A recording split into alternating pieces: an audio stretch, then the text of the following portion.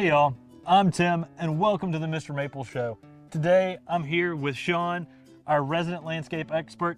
You know, people don't realize this, but when Sean applied, you actually had a lot of landscaping experience from before. Absolutely. I did landscaping in Memphis, Tennessee. Did that for about 6-7 years. And now Sean has been working here at Mr. Maple for over 2 years now. Absolutely. And he's got all this maple knowledge on top of the landscaping experience. So Sean, let's go ahead. Today we're doing the top 5 tips for landscaping with Japanese maples. Number 5, companion plants. Use companion plants. For example, azaleas, hydrangeas, conifers, even ground cover like creeping jenny. Use companion plants with your Japanese maples and with your other trees in your garden. I mean, we're here at Maplewood Gardens here. We use companion plants of other Japanese maples, but then we use ground covers to accentuate it. And so while you see this as primarily a Japanese maple garden here at Maplewood Gardens, you look around and there's ground cover everywhere. And that's just smart landscaping. Whenever you're dealing with Japanese maples, I mean, if you're using ground covers, you're preventing weeds. You're using something that can contrast with color. I mean, for years, one of our most famous photos was the Nubstar we've got back here with creeping jenny underneath it. And that's because the red and the yellow contrasted so well together that everyone's just eyes popped out when they saw that. And you say creeping jenny. I love creeping jenny, that yellow that pops. And then you can even also, there's ground cover like creeping phlox. Creeping phlox is going to give you a darker green, but it's also going to give you some purple or blue flowers on it, so your ground could actually be flowers underneath your trees. And you also mentioned conifers. Absolutely. I mean, those are great companion plants because Japanese maples give seasonal interest where you see the changing of the seasons. But when you have conifers, you often have year-round interest. Absolutely, absolutely. And then also with the conifers, you don't have to worry about leaf pickup come fall. They're going to hold on to those needles and their leaves all year long. Now, we're standing in front of a Benikawa, which is a coral bark Japanese maple. I always say plant with a backdrop of evergreens because then you can actually see the color of the bark, which is an additional winter interest. Absolutely. In the landscape. So there are some Japanese maples with winter interest as well, but using some conifers to really give that a backdrop really accentuates even that. For sure, for sure. Number 4, containers. Go ahead and be willing to use containers in your garden beds.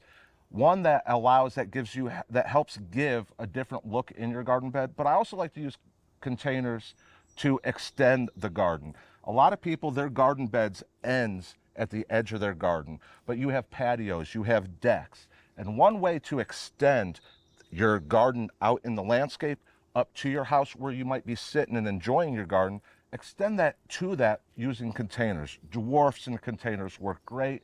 So you can be sitting on your patio and you can have that Makawa Yatsubusa sitting next to you and you feel like you're sitting in the garden, not just looking at a garden. I agree. I mean, that's one of the things that my mom, known as Mama Maple, loves to do here at Maplewood Gardens.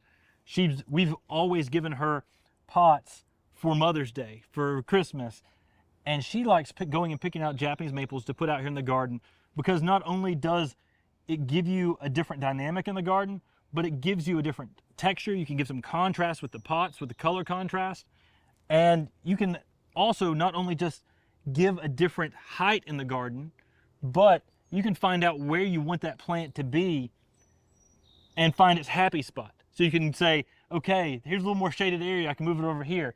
Here's a little more sunny area, I can really pick those colors by moving it over here. It gives you that ability to pick it up and move it. And I know some of our collectors grow them in containers almost their entire collection. Aaron Dragseth was just here from California, and the majority of his Japanese maples are in containers. And that's a great way to do it. I mean, you can keep a Japanese maple a little more compact, a little more dense, but at the same time, when you've got a tree in a container, you know, if you do end up deciding to move, you can throw that in the U-Haul and take it with you a lot easier. Sure, makes it a whole lot easier. Makes it a whole lot easier. Number 3 is placement. And when I talk about placement, I'm talking about your foreground, your midground, background, and something that's forgotten a lot about is your vertical. Sometimes you want to place something that's a little bit smaller up front and gradually get bigger, but also keep in mind your height. That's when I say vertical, I'm talking about your height going up. You want to have that because you can add depth. If you have a smaller space, by using those techniques of something smaller and something taller in the background, that allows you to make that bed look like it's a larger bed than it actually is. And like I say, with your vertical, don't be afraid to go up. Now, there are things you want to check for is make sure that if you get something that grows vertical like that, make sure there aren't power lines, lights, your roof coming off, anything that could get in the way, because you don't want to have to come in and hack that. But those are all things with landscaping. Don't be afraid to forget about putting something that's taller behind something and something shorter up front, because that's going to add depth to your garden. That's a great way to do it. And if you have something flashy that's up there in the front, remember to add something that's like vertical and narrow, or something vertical mid-ground, so it'll draw your interest all the way down your garden. I mean, that vertical is so important, because a lot of times with Japanese maples, there's some of you put your favorite, most flashy Japanese maple right there in the front for everybody to see it. And then, you know, you're looking at that and you're not looking past it the rest of the garden. But if you plant something like a Twombly's Red Sentinel in the mid-ground, where that thing is going to be tall and narrow, your eye then automatically looks down, sees that red color, and looks down and sees the entire landscape. And the verticality of Twombly's Red Sentinel makes you look all the way down the landscape. And that's exactly it. You want, when you walk into that landscape, you want to be able, you want the trees and everything that's in that to move your eyes. You want to move. You don't just want to sit back and look at it. You want it so that when you look, it's going to take you here, take you this way, and with that vertical, take you up like that. It keeps you moving and it keeps the landscape interesting. I mean, why have a boring garden? Right. Why? What's the point of having a boring garden? Number two, color and texture. This is a big one. Some people might think it's number one, but it's not going to be number one. It's color and texture. With color and texture, and with especially Japanese maples, there are so many different colors and so many different textures. Big leaves, small leaves, lace leaf. Those different colors and those different textures are what's going to give you a contrast. And with contrast, so an example of that would be if you have red brick behind it, something in green in front of it, or vice versa. If you have something that's green, put red in front of it, because that's going to help with the movement of the eyes, and it's also going to make your tree pop even more. If you have something that's hidden, almost camouflage in something else, it's not going to pop and do its show. And you want that. You want every plant to have its own show and performance. I mean, contrast is the name of the game. And you can have a lot of plants that look very similar, but then put contrasting Japanese maples, and then that becomes your focal point. And if you have something like a red lace leaf, putting something in there like a big Acer japonicum that's got this huge foliage, a coarse texture foliage, and green leaves is going to stand out with that red weeping lace leaf beside it that's got the softer texture, graceful weeping habit, right beside a big Acer japonicum. I mean, that's going to quickly become your dynamic part of your landscape. And you got to think about these things when it comes to your color, your texture, and your colors and your texture. And like you said, contrast is the name of the game. Name of the game. Number one.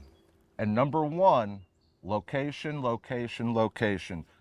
Do your research on your plants, but for your location, you need to be aware of what kind of sun you get, what kind of shade you get, and then also soil. Is your soil, is it going to drain properly? Are you going to have to amend your soil? But location, location is number one, because you're always, that's where you're starting with your garden. And if you take care of and do your research about that location and what's going to grow best there and how that soil is going to drain and what kind of sun and shade and the timing, you're going to have a successful garden, because that's your starting spot. And if you're dealing with sun versus shade, go check out some of our heat tolerant series videos. We've got a whole series of videos where we talk about the most heat tolerant Japanese maples, and many of those are the most sun tolerant selections that'll do well for you in the sun. All Japanese maples are going to do well with morning sun, afternoon shade, and most can perform very well in the shade.